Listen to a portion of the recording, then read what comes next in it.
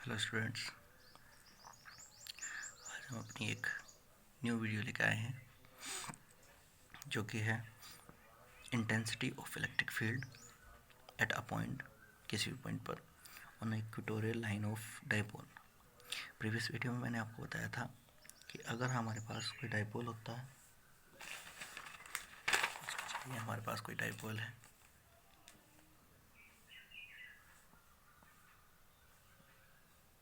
तो इसके दो पोजीशंस मेनली हो सकती हैं। हमारे कोई पॉइंट दो पोजीशन पर इस प्रकार हो सकता है। अगर इसकी एक्सिस पर है तो ऑन एक्सिस कहलाता है, और इसके मिडिल पॉइंट के 90 डिग्री पर ये if any point is lie then this point will be say to at equatorial line of this dipole। ठीक है, अदरवाइज एट एनी पॉइंट भी हम इसको बोल सकते हैं। अगर मान लीजिए यहाँ है या यहाँ है, इन दोनों पोजीशन के अलावा किसी अदर पॉइंट पर अगर कोई अदर प्लेस पर कोई पॉइंट है तो वो उसे हम एनी पॉइंट बोल देते हैं। तो ये तीन पोजीशन हमारी होती हैं।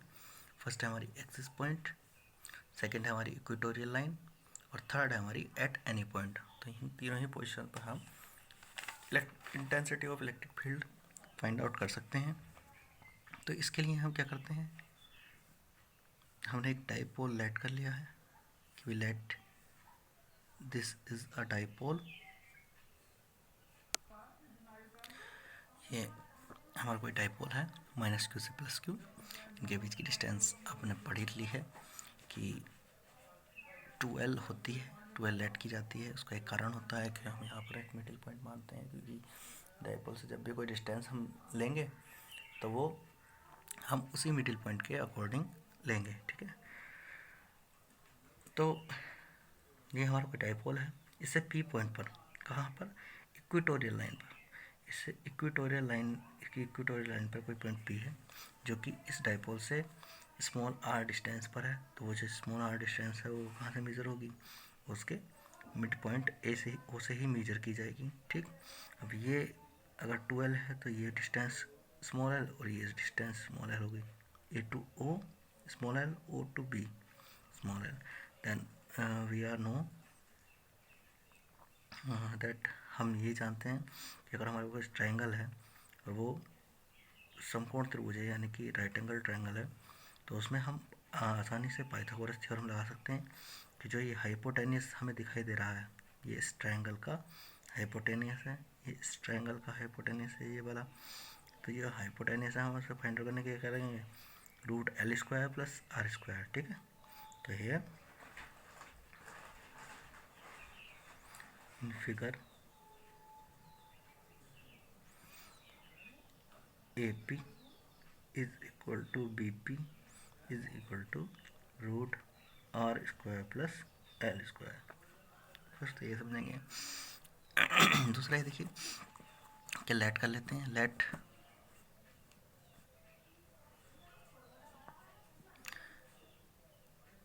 अ dipole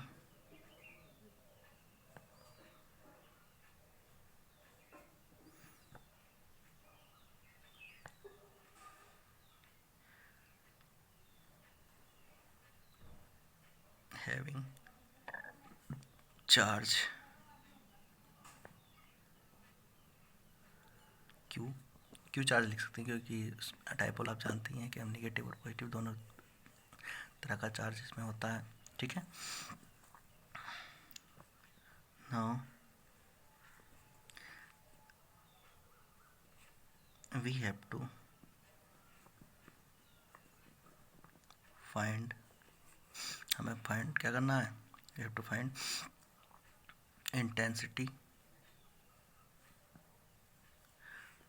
of electric field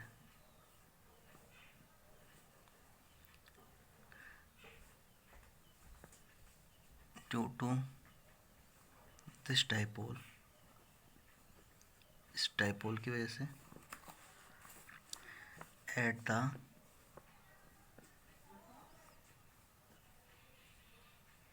at a point P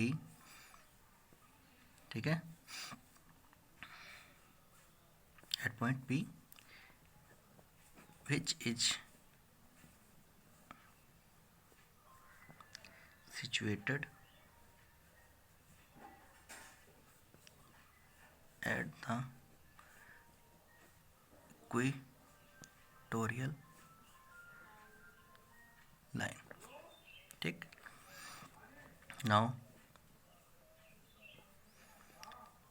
the intensity, अब हम जो है यहाँ पर इंटेंसिटी जब हम फाइंड आउट करने जाएंगे तो उसके लिए दो हमें अलग अलग इंटेंसिटीज फाइंड आउट करनी पड़ेगी, एक माइनस क्यू के कारण, एक प्लस क्यू के कारण। माइनस क्यू के कारण यहाँ पर कोई इंटेंसिटी होगी, लेकिन ये याद रखें कि जो माइनस क्यू के कारण होगी वो माइनस क्यू के ही तरफ होती है, ठीक है, सीधा माइनस क्यू की तरफ आएगी। इसी तरह से जो प्लस क्यू के कारण होती है वो प्लस क्यू से सीधा प्लस क्यू से दूर की तरफ होती है, ठीक है। तो यहाँ पर दो इंटेंसिटी उनकी E1 होगी और एक ये E2 बना रखी है मैंने, E2 होगी, दोनों की डायरेक्शन क्या होगी, P से E1 की डायरेक्शन जो कि क्यू माइनस क्यू के कारण है वो माइनस क्यू की तरफ होगी, और जब प्लस क्यू से P के कारण है, मतलब P प्लस क्यू के कारण P पर है, जो 2 प्लस क्यू है वह हमारी E2 P से दूर की तरफ होगी। ये मैंने फिगर में फिगर आउट भी किया है। The intensity of electric field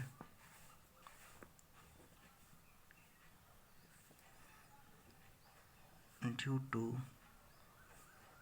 minus q charge, the intensity of electric field at point P due to minus q charge, तो क्या होगी हमारी, जानते हैं हम, E1 is equal to 1/4 pi epsilon naught k into q upon r square, r square नहीं होगी, यहाँ पर होगी r square plus l square का रूट का भी स्क्वायर, क्योंकि हम जानते हैं E क्या होती है, because E is equal to होता है हमारा 1/4 pi epsilon naught into Q upon are square. तो इसलिए हमारा यहाँ क्या हो गया, 1/4 पाई एप्सिलॉन इंटू के Q upon are square plus L square. Where पहले डायरेक्शन लिख देंगे P2A, ये हमारी डायरेक्शन हो गई, ठीक। वे के इज आर डाइलेक्ट्रिक कांस्टेंट, ये आप सब जानते हैं। आगे देखिए जरा कि इसी तरह से हम similarly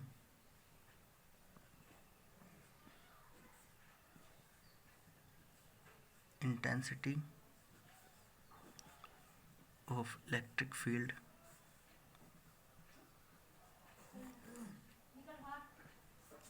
due to plus q charge at point P, इस P पॉइंट पर ही इलेक्ट्रिसिटी प्लस क्यू चार्ज के कारण इलेक्ट्रिक फील्ड होगा, वो कितना होगा E2 is equal to 1/4 pi epsilon naught के into Q upon root are square plus L square का होल स्क्वायर, ठीक है, का होल स्क्वायर, पूरी ब्रैकेट का होल स्क्वायर है। तो हम लिख सकते हैं 1/4 पाई एप्सिलॉन नॉट के into Q upon are square plus L square, ठीक है, ये भी यही हो जाएगा, इसका भी स्क्वायर हम फिनिश कर सकते हैं। इसे क्वेश्चन नंबर 1, इसे क्वेश्चन नंबर 2 मान लिया, ठीक, ये 1 हो गई, ये 2 हो गई।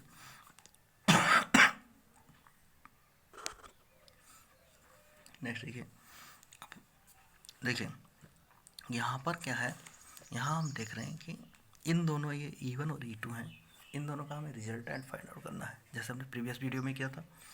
बट वहाँ क्या था, वहाँ E1 और E2 दोनों एक दूसरे के बराबर और विपरीत थे, सॉरी बराबर नहीं थे, विपरीत थे, मतलब एक दूसरे के अपोजिट थे।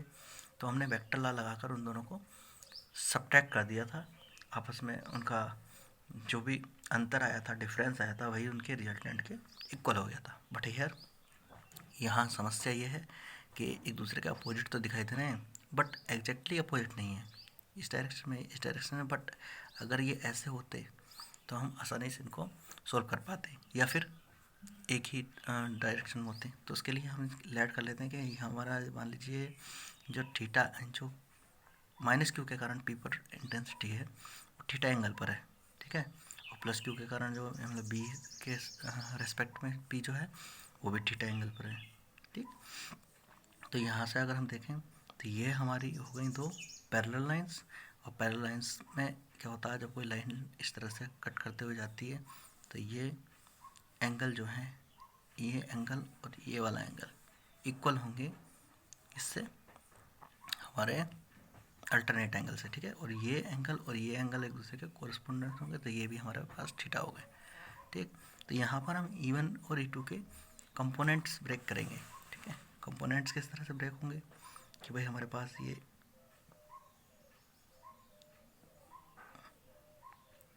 E2 है, ये E1 है, ठीक है। तो इसके दो कंपोनेंट्स ब्रेक करने हैं, ये थीटा एंगल है, ये भी थीटा एंगल है। तो सबसे पहले E1 को ले लेते हैं।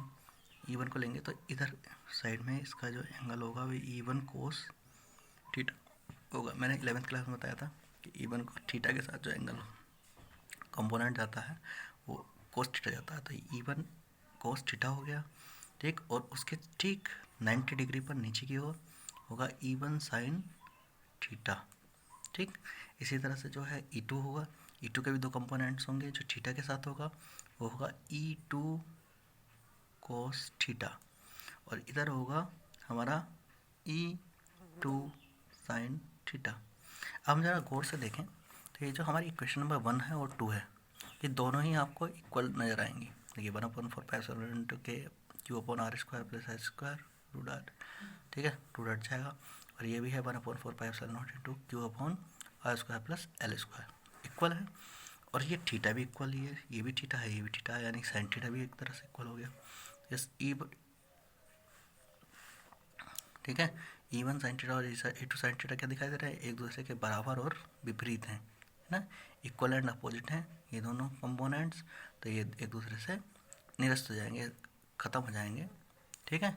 इनका कोई भी रिजल्ट निकल कर नहीं आएगा, रिजल्टेंट शून्य निकल कर आएगा, जीरो निकल कर आएगा, ठीक। बट अगर हम यही इसकी बात करें तो E1 कोस थीटा और E2 कोस थीटा दोनों की जो डायरेक्शन है वो सेम है ना, सेम है। तो ये क्या होंगे, ये हमारे ऐड हो जाएंगे। तो ये है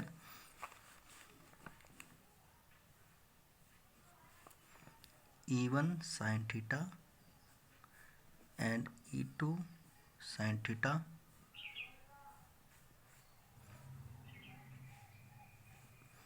are equal and opposite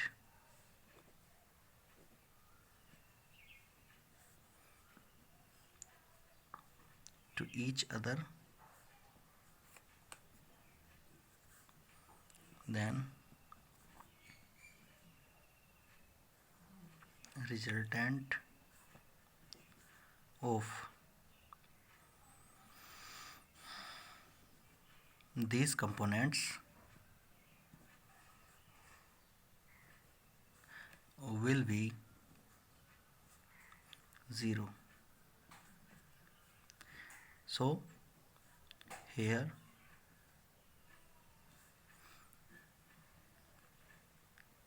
intensity of electric field at point, ये P पॉइंट है, at point P will be क्या होगा, तो इंटेंसिटी ऑफ इलेक्ट्रिक फील्ड का जो टोटल होगा वो होगा E1 cos theta plus E2 cos theta, ठीक है। क्या आ गए, अगर हम यहाँ देखें तो E1 plus E2 cos theta. अब E1 प्लस E2 की तो हमारे पास वैल्यू है, बट ये कोस थीटा क्या है, इसके लिए हम चलते हैं फिर से अपनी फिगर में। तो यहाँ देखेंगे हम, ये अगर थीटा है तो ये इसका हो गया बेस और ये इसका हो गया परपेंडिकुलर और ये हो गया हाइपोटेनियस। तो यहाँ से अगर हम कोस थीटा की वैल्यू निकालना चाहें तो ये निकल के आती है बेस अपॉन हाइपोटेनियस, और बेस हमारा है L अपॉन हाइपोटेनियस हमारा root are square plus L square, ये हमारी cos थीटा की वैल्यू निकल के आती है। तो यहाँ से हम cos थीटा की वैल्यू अगर रख दें और E1 E2 की वैल्यू प्लेस कर दें क्वेश्चन नंबर 1 एंड 2 से, तो हमारा हो जाएगा ये 1/4 पाई एप्सिलॉन नॉट के into Q upon are square plus L square plus 1/4 pi epsilon naught के into Q upon are square plus L square bracket close, और ये cos थीटा आ गया आपका L upon root are square plus L square. ठीक है, तीनों ही चीज़ों को यूज़ कर लिया। ये cos थीटा की वैल्यू है और ये हमारी E1 E2 की वैल्यू आगे ऊपर मैंने लिख दिया है। ठीक है, ये cos थीटा की वैल्यू आ गई हमारी। तो ये कुल मिला के ये हमारा आ गया है। अब हम इसको थोड़ा सा ठीक करके लिखेंगे। सबसे पहले तो ये देखेंगे कि ये जो ब्रैकेट में के अंदर लिखा हुआ है वो इक्वल है, एकदम इक्वल है 1/4 पाई एप्सिलॉन, कोई भी अंतर आप इसमें नहीं पाएंगे। तो हम क्या कह सकते हैं, हम कह सकते हैं कि भाई ये जो है डबल हो जाएगा। जब भी कोई इक्वल क्वांटिटी हम ऐड करते हैं तो डबल हो जाती हैं। तो क्या होगा, ये जाएगा 2 इंटू 1/4 पाई एप्सिलॉन नॉट के into Q upon are square plus L square, और बाहर क्या चल रहा है बाहर चल रहा है L upon root are square plus L square. ठीक है ये चल रहा है। ठीक, अगले लाइन में हमको दिखेगा, देखिए E इज इक्वल टू, अगर हम इसे थोड़ा सा ठीक कर देखें तो 1/4 पाई एप्सिलॉन नॉट के इसी तरह से, और ये 2Q ऊपर 2QL है उसको एक तरफ लिख दिया। और अगर हम देखें तो जो हमारा R square plus L square था, ठीक है, यहाँ पर इसकी पावर कितनी थी, 1 थी पूरी ब्रैकेट की, और यहाँ इसकी पावर क्या है, रूट है। रूट का मतलब होता है पावर 1/2। तो इसकी पावर कितनी है, 1 है। एक बार मैं लिख के बता देता हूँ आपको, R square plus L square की पावर 1 है, और into R square plus L square की पावर 1/2 है, रूट है। ठीक है, तो ये जब एक जैसा बेस हो, ठीक है, तो उनकी पावर्स जो हैं ऐड हो जाती हैं। तो यहाँ ऐड कर देंगे पावर्स को, तो हमें क्या मिलेगा, 1/4 पाई एप्सिलॉन नॉट के इंटू, और इसको गौर से देखेंगे तो ये हमारा 2QL क्या होता है, P, और ये हो गया हमारा R square plus L square to the power 3/2। ठीक है, क्योंकि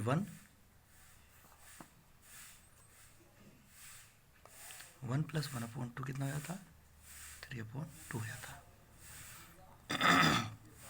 अब देखिए आगे,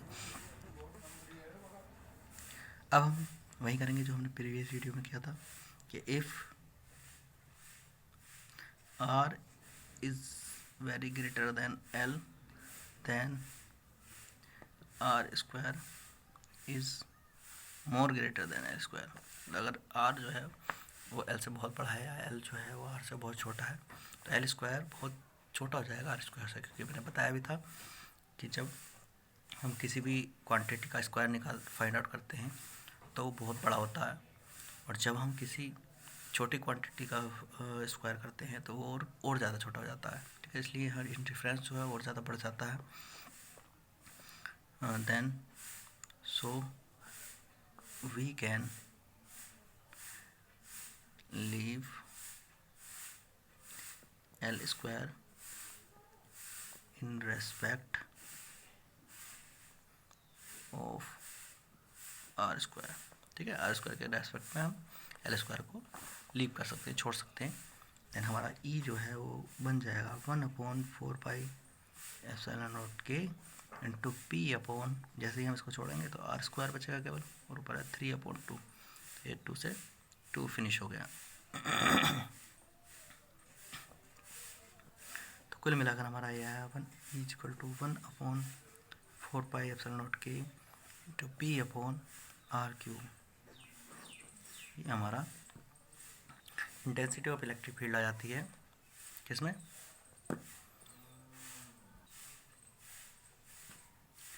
इन this is the formula for intensity of electric field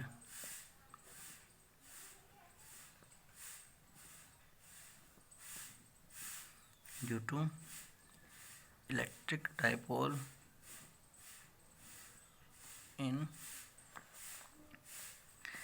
at equatorial line.